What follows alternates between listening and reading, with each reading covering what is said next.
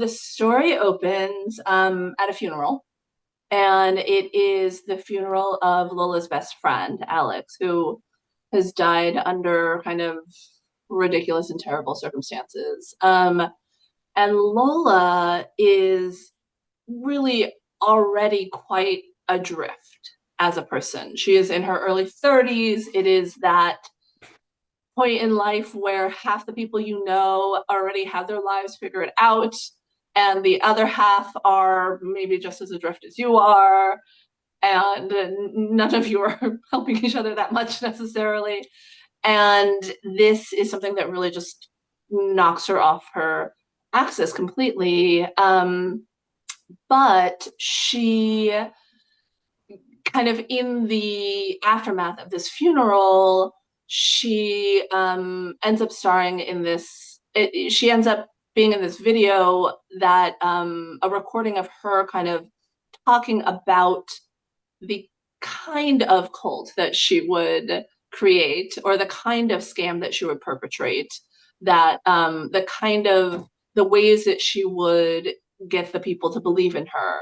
And someone kind of takes a recording of that, and with some clever editing, it really makes it into a far more inspirational moment than she intended. And it goes a little crazy online, and people really resonate with it. And then all of a sudden, she kind of finds herself vaulted into this position, this completely unexpected position where she could, if she wanted to, fashion herself as a kind of a self-help guru. And the book takes us through a year of her life, and it takes us through her doing that, her kind of deciding, okay, I do have things I believe in, I do have things to say, and also I really need to make some money, so let me try this. And I really wanted to, I feel like you never see this story from the POV of the guru. You always only see it from, the follower or the skeptic or like the reporter who's sussing them out, right? And I just really wanted to tell that story from the guru's point of view, or the aspiring guru's point of view. It's funny. I've always thought, like, could I be seduced by a cult? And there was a brief moment early in the research where I was like, should I try? Should I put myself in the position and see what happens? I did not do that. And Lola isn't exactly trying to, there's all these kind of official definitions for what a cult is, and that's a much longer discussion, as I'm sure you know. But I would say she is trying to build a following. She's trying to build a little bit of a movement. Definitely is not a cult in the sense that she doesn't want to like control anyone's actions or anything like that. But at certain points, she wouldn't mind if they gave her a little bit of money. So there is that. But I did a lot of research. I actually, a good amount of my research was focused more on the kind of TED Talk, Oprah Super Soul Sunday, like that part of the world, of people who, again, are trying to build these followings. Like, oh God, there's so Nixium. no, that is so much more of an actual cult. There's no naked volleyball in my world. But no, I mean, I would say people more like someone like Andrew Huberman, for example, would be, like his methods, his scope of influence, that kind of thing. That was more interesting to me than like a Keith Raniere.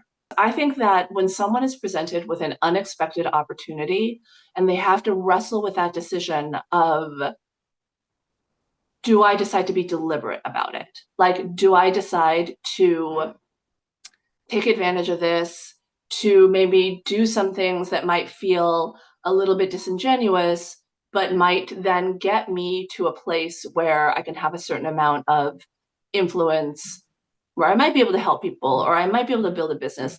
I find that like precipice of decision making really fascinating. So I wanted her to be put in those situations quite a bit. I also wanted to kind of delve into that like kind of crazy cycle of fame that sometimes happens to people where you become known for one expression of belief or one statement, and then suddenly people are asking you to come speak at conferences and come um lead like small versions of movements in and asking you to like speak on issues in the world. And kind of it's I think all of us are in the world figuring out how to be people, right? And kind of figuring out what we think, what we believe, how we present that, how we interact with each other. And she is going through an extremely heightened version of that. And yeah, and so those were all the things that were really fascinating to me. Well, okay, so she does have a real kind of best friend in this book. It's Sally. The two of them grew up together. They are both only children. They are both, frivolous yet serious girls in LA. They are both people who think of themselves as artists and who are becoming that or playing with that. Sally's a musician. She's actually, as the book goes on, she becomes quite successful. And they are not, Sally is not like working with Lola in any sense, but they're compatriots, they're fellow travelers. And I think especially as a writer, it's such a solitary game.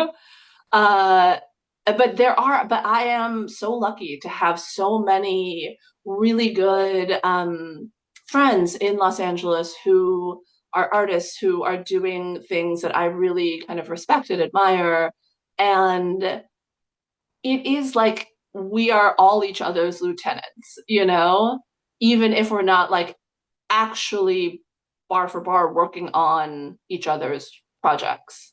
But yeah, the relationship between Lola and Sally and how much kind of what they want in the world and their shifting opportunities of, I'm sorry, their shifting understandings of what that is, like how much that influences both their relationship and their and the relationship with their own work. It was really interesting to me.